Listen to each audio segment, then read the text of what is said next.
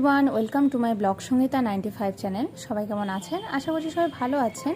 আর আজকের video thumbnail দেখে নিশ্চয়ই বুঝতে পেরে গেছেন আজকের ব্লগটা লক্ষ্মী পুজোর ব্লগ হতে চলেছে। আর এই যে ভিডিও ক্লিপটা, এটা হলো দুদিন আগে নেওয়া হয়েছিল। এবারে লক্ষ্মী পুজোর এবার দুর্গা পুজোরও টাইমটাও যেমন একদমই কেমন যেন একটা টাইম ছিল, লক্ষ্মী পুজোরও সময়টাও এবার কেমন যেন একদমই এবার তিথিগুলো খুবই একদম বাজেভাবে পড়েছে, একটাও ঠিকঠাক টাইম না। যেমন এবারে লক্ষ্মী পুজোটা পড়েছিল এই 15টা নাগাদ। তো আমাদের পুরোহিত মশাই অনেক পুজো নেওয়া আছে, তো সেই কারণে আস্তে আস্তে অনেকটা রাত হয়ে যাবে। তো সেই জন্য আমরা বৃহস্পতিবার দিন পুজোটা করেছিলাম, বৃহস্পতিবার দিন ছাড়বে ওই 5টা নাগাদ। তো সেই কারণে আমরা বৃহস্পতিবার দিনে পুজোর আয়োজনটা বাড়িতে করেছিলাম। তো সেই উপলক্ষে চলে গেছিলাম বাজারে।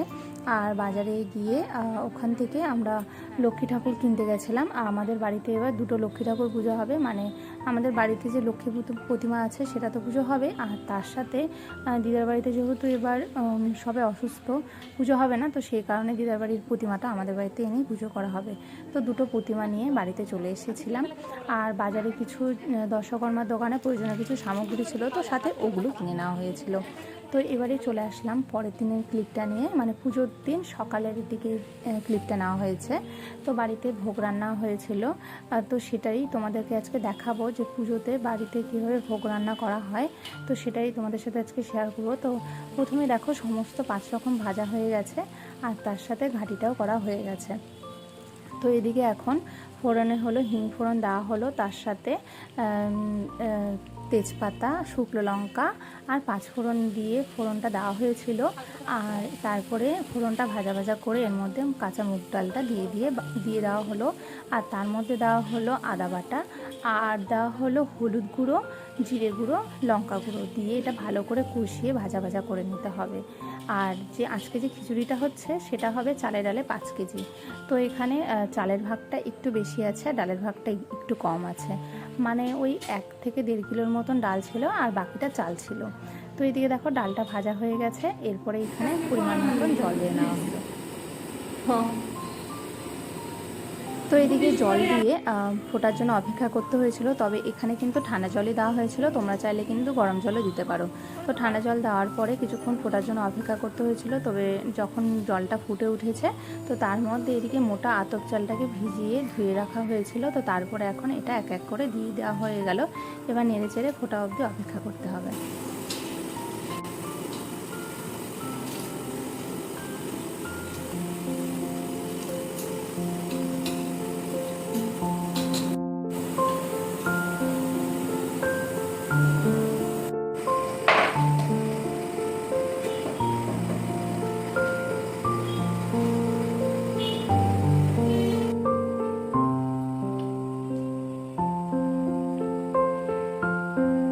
আর এদিকে দেখতে পাচ্ছ বন্ধুরা, এদিকে চাল ডালটা কিন্তু ফুটে উঠেছে, আর এইদিকে প্রথমে কাঁচা লঙ্কাটা দিয়ে দেওয়া হয়েছে, আর এবারে এখানে স্বাদ মতন কিন্তু লবণটা দিয়ে দেওয়া হলো।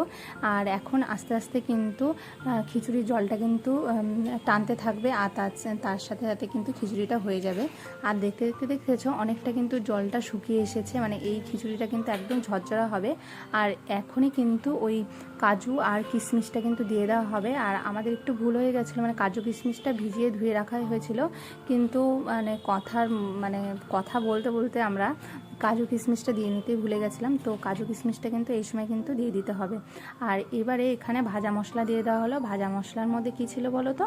ভাজা মশলার মধ্যে ছিল তেজপাতা ছিল, তারপরে ভাজা জিরে ছিল, আর তার মধ্যে ছিল হলো এলাচ, দারচিনি। এগুলোকে ভালো করে শুকনো খোলায় ভেজে নিয়ে তারপরে মিক্সিতে গুঁড়ো করে পাউডার করে রাখা হয়েছিল। তো সেটা এবার এর মধ্যে দিয়ে দেওয়া হলো। আর তারপরে দেওয়া হলো ঘি, পরিমাণ মতো ঘিটা অবশ্যই দিতে হবে, তবে ঘিয়ের পরিমাণটা একটু কিন্তু কম করে দেওয়া হয়েছে। আর তারপরে দেওয়া হলো চিনি, স্বাদ মতন একটু চিনি দেওয়া হলো। আর হ্যাঁ, ভাজা মশলার মধ্যে কিন্তু শুকনো লঙ্কা দেওয়া হয়েছিল, সেটা স্কিপ করে গেছিলাম। তো সব মশলাগুলোর সাথে কিন্তু শুকনো লঙ্কাটা কিন্তু কাঠখোলা ভেজে নিতে হবে, তারপরে গুঁড়ো করতে হবে। আর এদিকে সমস্ত রকম মশলা টশলা দিয়ে এদিকে এখন খিচুড়িটাকে ভালো করে নেড়ে নেওয়া হচ্ছে। আর খিচুড়ি এখন হয়েও গেছে, এখন খিচুড়িটাকে নামিয়ে নেওয়া হবে। যেহেতু আমাদের কাজু কিশমিশটা দিতে দিতে ভুলে গেছিলাম, তো সেই কারণে এখন যেহেতু খিচুড়িটা গরম আছে, তো এদিকে দেখো কাজু কিশমিশটা দিয়ে কিছুক্ষণ ঢাকা দিয়ে রাখা হয়েছিল। তো এদিকে এখন ভোগের থালাটা সাজানো হচ্ছে, এর মধ্যে 5 রকম সব ভাজা যাবে, আর এদিকে চাটনিটা হচ্ছে। আর আমাদের এদিকে কিন্তু সমস্ত পুজোর জোগাড় করা হয়ে গেছে, লুচি পায়েস ছিল সাথে, আর হলো 5 রকম ভাজা ছিল আর একটা লাবড়া ছিল। আর এদিকে দেখো পূজার জোগাড় হওয়ার পরপরই কিন্তু ঠাকুরমশাই চলে এসেছে পুজো দেখতে। চলো বন্ধুরা, তোমরাও দেখে নাও পূজাটা। ওম শ্রী বিষ্ণুনারায়ণ নমঃ ওং আত্মস্মৈ শুভকরণ নৈবেদ্যায় নমঃ এতে গন্ধপুষ্পিত দধিবায় বিষ্ণুবে নমঃ এতৎ সম্প্রদান ওম শ্রী বিষ্ণুনারায়ণ নমঃ ওম ইদং পানাসদং শ্রী বিষ্ণুনাতি পূর্ণমুদা পূর্ণমেবং অবশিষ্যতে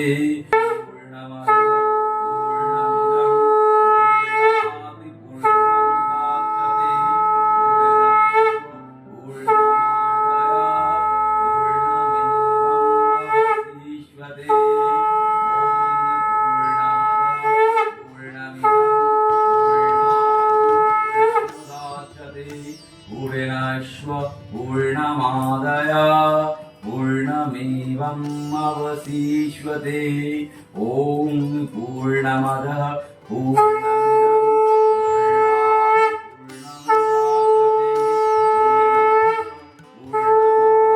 আর এদিকে আমাদের এখন পুজো সম্পন্ন হয়ে গেল। পুজোটা কেমন হয়েছে অবশ্যই কমেন্ট করে জানাবে। আর এদিকে এখন সমস্ত প্রসাদগুলো বেড়ে দেওয়া হচ্ছে। আর জানেন তো আজকে খিচুড়ি ভোগটা না ভীষণ সুন্দর হয়েছে। তোমরাও যদি বাড়িতে এইভাবে করে দেখতে চাও তো অবশ্যই দেখতে পারো, ভীষণ কিন্তু ভালো হয়েছে, আমি হরপ করে এটা বলে দিতে পারি।